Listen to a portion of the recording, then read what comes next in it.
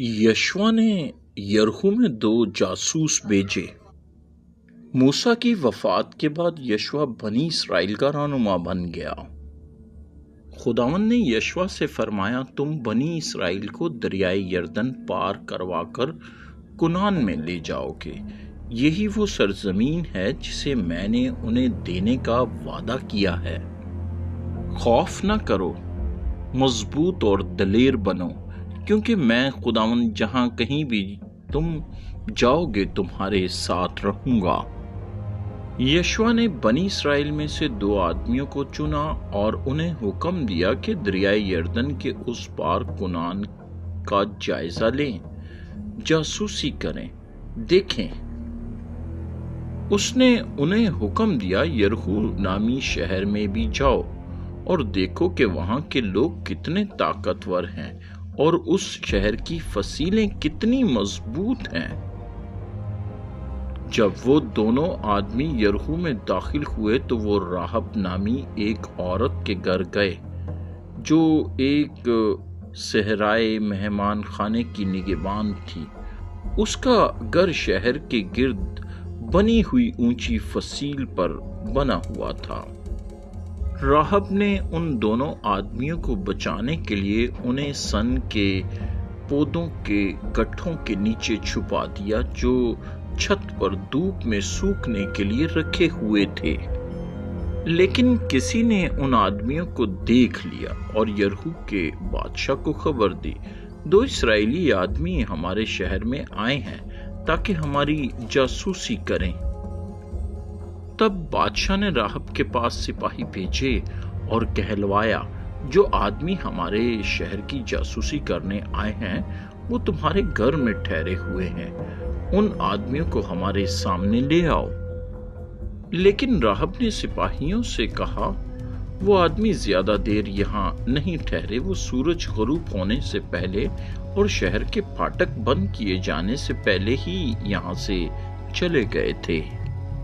अगर तुम उनके पीछे जाओ तो शायद उन्हें पकड़ लो। चुनाचे बादशाह के सिपाही इसराइली आदमियों की तलाश में शहर से बाहर निकल गए। राहब ने अपने घर में उन आदमियों से कहा, इस शहर के लोग तुमसे डरते हैं और मैं जानती हूं कि खुदावंद ने ये सरजमीन तुम बनी इसराइल को देने का वादा किया है। हमने सुना है कि खुदावंद ने तुम्हारे लिए समंदर पानी के वसी ज़खायर में रास्ता बना दिया था। खुदावंद ही सबसे बड़ा खुदा है और वो आसमान और जमीन पर हुकूमत करता है। बराए करम मुझसे वादा करें कि जिस तरह मैं तुम पर रहम कर रही हूँ इसी तरह तुम भी मेरे खानदान पर रहम करोगे। जब तुम्हारे सिपाही यहाँ आए तो मेरे खानदान को कत्ल न करना। उन दोनों आदमियों ने जवाब दिया, अगर तुम हमारे बारे में किसी को ना बताओ, हमसे गद्दारी न करो, तो जब हमारे सिपाही इस शहर पर हमला करने आएंगे हम तुम्हारे खानदान पर जरूर रहम करेंगे। उन आदमियों ने वादा करते हुए कहा, अपने घर की खिड़की में सुर्ख रंग की रस्सी बांध देना। जब हमारे सिपाही इस रस्सी को देखेंगे तो वो तुम्हारे घर पर हमला नहीं करेंगे।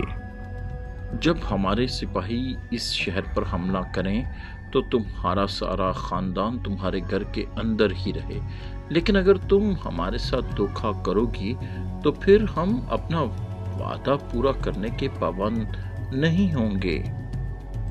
राहब उन दोनों आदमियों की बात से मुत्तफिक हो गई। सूरज निकलने से पहले उसने उन्हें शहर से फरार होने में मदद दी। वो खिड़की के रास्ते बाहर निकले और शहर की फसील से नीचे जमीन पर उतर गए।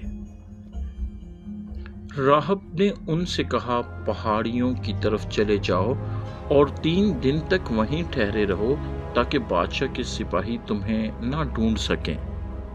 जब वो दोनों इस्राएली आदमी चले गए तो राहब ने उनकी हदायत के मुताबिक अपने घर की खिड़की में सुर्ख रंग की रस्सी बांध दी। वो दोनों आदमी पहाड़ियों की तरफ चले गए और वहां 3 दिन तक ठहरे रहे।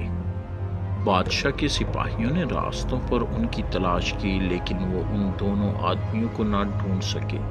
तीसरे दिन वो वापस यरीहो लौट आए। پھر وہ دونوں جاسوس دریائے اردن کے اس پار اسرائیلی خیمہ گاہ میں واپس آئے۔ انہوں نے کنعان کی سرزمین میں جو کچھ دیکھا اور سنا تھا وہ سب یشوع کو بتا دیا۔ انہوں نے کہا، خداوند یقیناً کنعان کی ساری سرزمین ہمیں دے گا، کیونکہ وہاں رہنے والے سب لوگ ہم سے خوف زدہ ہیں۔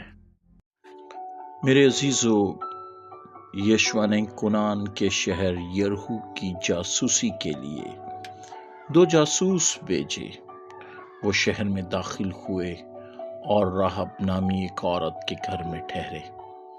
راہب نے ان کی مدد کی اور انہیں دشمنوں سے بچایا۔ جاسوسوں نے شہر کا حال دیکھا اور واپس آ کر یشوع کو سب کچھ بتایا، کیونکہ وہ خدا پر بھروسہ رکھتے تھے۔ اور آج یقیناً ہمیں بھی خداوند کے حکم کی پیروی کرنے کی ضرورت ہے اور خداوند پر بھروسہ کرنے کی ضرورت ہے۔